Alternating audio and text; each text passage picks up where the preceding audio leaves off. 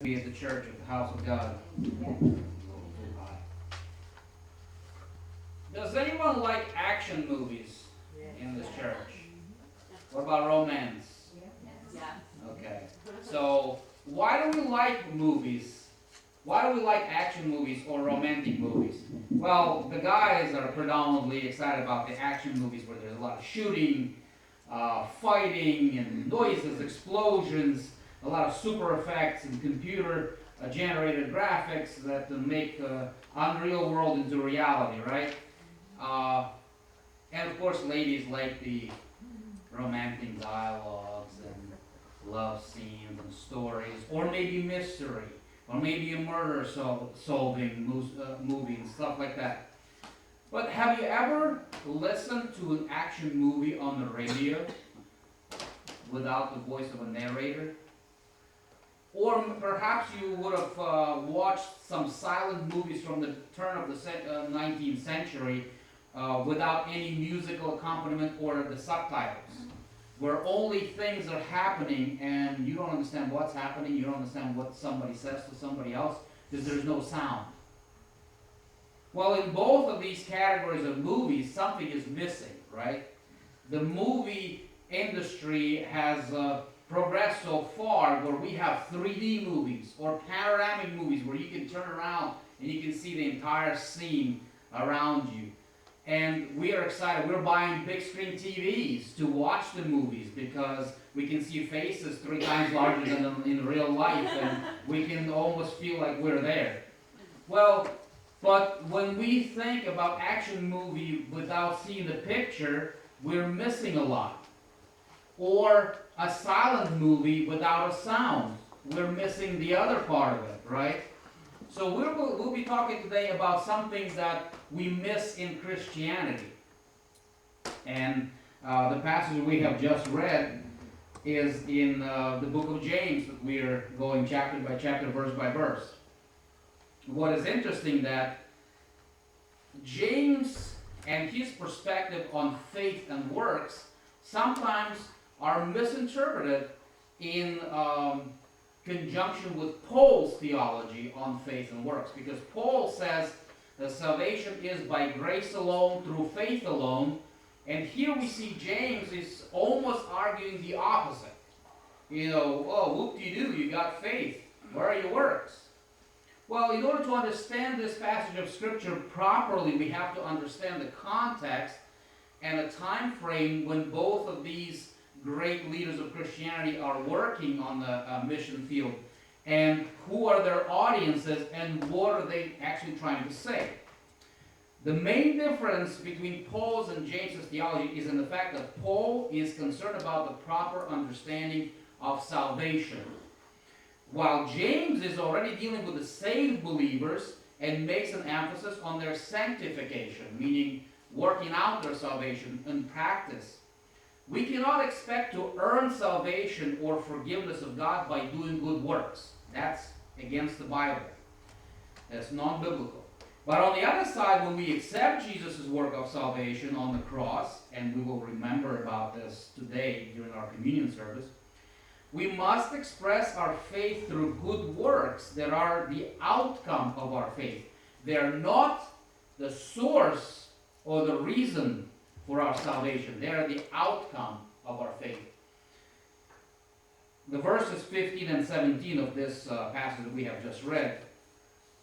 If a brother or a sister is poorly clothed and lacking food for the day, and one of you should say to them, "Go in peace, keep warm, and eat well, and I'll pray for you." That's addition for me.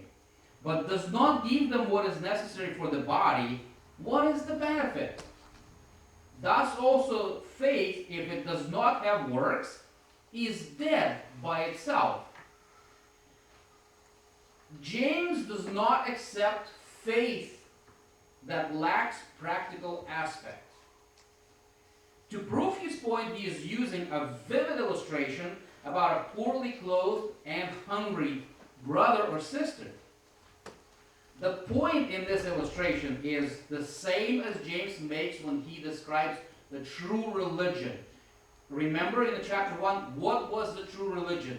It wasn't some kind of a hypothetical mental image of intellectual faith. No, the true religion is what? To watch after the orphans and the widows. Can you just watch after them by sitting like this? Oh, I'm watching you.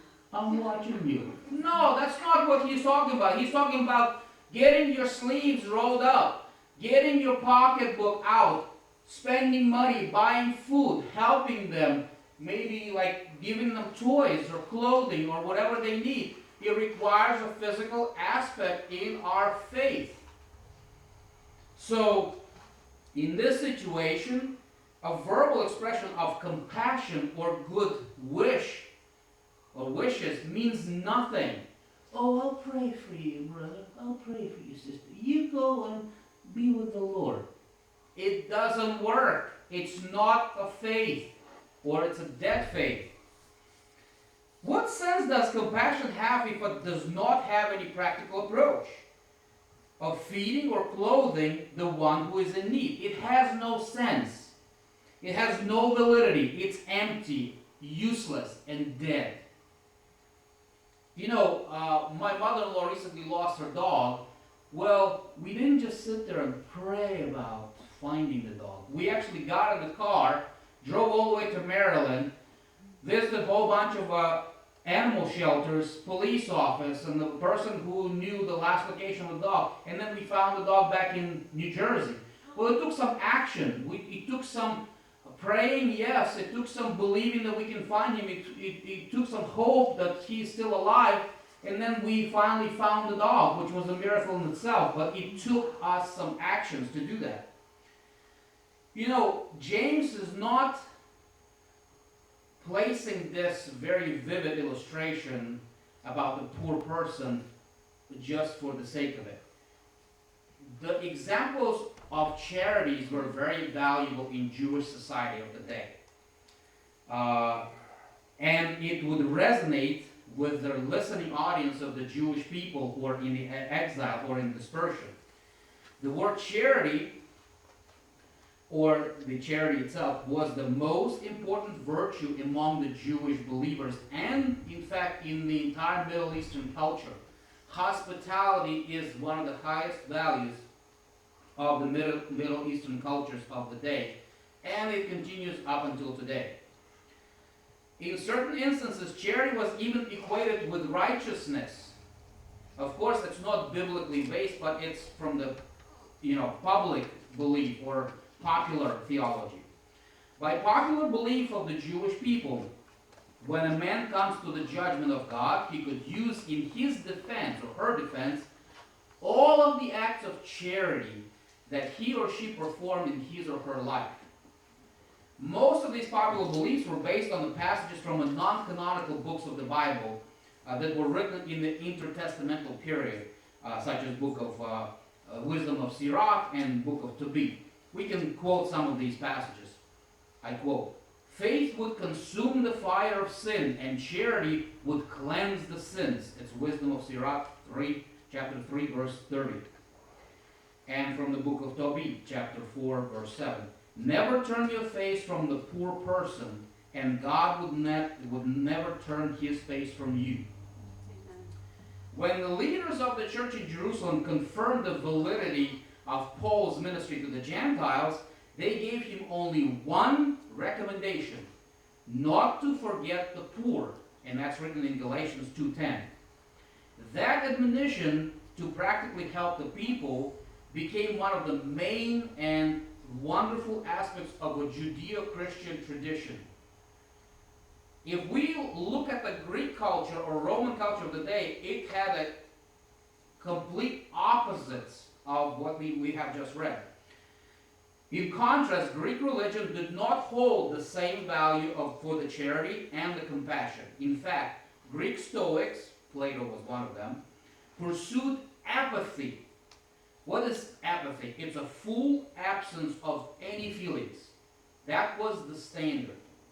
Their goal was lack of stress of any kind, or otherwise tranquility. The road to perfection in Greek philosophy was defined by stillness and departure from any types of feelings. In compassion, Greeks saw only a disturbance of their natural philosophical peace. Greek philosopher Epictetus wrote, "Only the one who obeys the commandments of the gods never feels either sadness or compassion." That's written in the book of Conversations. Roman poet Virgil says in one of his poems, he is describing the happy man, the blessed man. And the absolutely happy man has no feelings of charity towards the poor man. He has no compassion towards the suffering man, because such feelings would only interfere with his tranquility.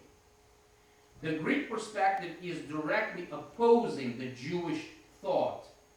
Stoics identified blessedness with neutrality and tranquility, while Jewish people identified blessedness with compassion and participation in human pain and suffering. How different these two worlds were colliding with each other. And for the Gentiles to hear all of this was revolutionary, because they were growing in the Greek thought. They were influenced by the Greek philosophy and mentality of the culture. Well, James is right in criticizing faith as thought or mental exercise without any physical aspect of works. Let's read in verses 18 through 20. "But someone will say, 'You have faith and I have works. Show me your faith apart from your works, and I will show you my faith by my works. You believe that God is one? You do well. Even the demons believe and shudder. But do you want to know, O foolish person, that a faith apart from works is useless?'" Well, here in this little episode, James is using a rhetorical device to help his argumentation to be more firm. He introduces the imaginary third person who is carrying on conversation with James. His rhetorical opponent proposes two hypothetical individuals, you and I. First one primarily has faith, and another one has primarily works. And we can argue that this third person tries to make it possible for one to think, well, you can have faith and I can have works, and both of us can coexist without the other part of the equation. Well, James argues that there should not be such people, with one aspect of faith or with one aspect of works only. The two should go hand in hand. If you have faith, you must show it in your works. If you have works, they have to come out of faith, because works based on nothing are empty works, and faith without works is empty faith. You know, Martin Luther, in the beginning of his Reformation story that we know so well today, he had a monk friend of his who said, "Martin, I will support you by praying in my monastery cell every day." And this monk was praying day after day for Martin Luther's success in ministry. And then one night he has a dream. He sees this huge field ready to be harvested, and only one harvester, lonely by himself, walking through the field and trying to do something. And when that harvester in the dream turned around, this monk saw a face of Martin Luther. This touched him so much that he said, "My prayers in this cell mean nothing unless I go out there and help Martin Luther physically to do the ministry. Otherwise, I can be praying here day and night, and it makes absolutely no difference for Martin, because he is there alone." And that caused this monk to leave the monastery and join the Reformation. If we do similar things in our life,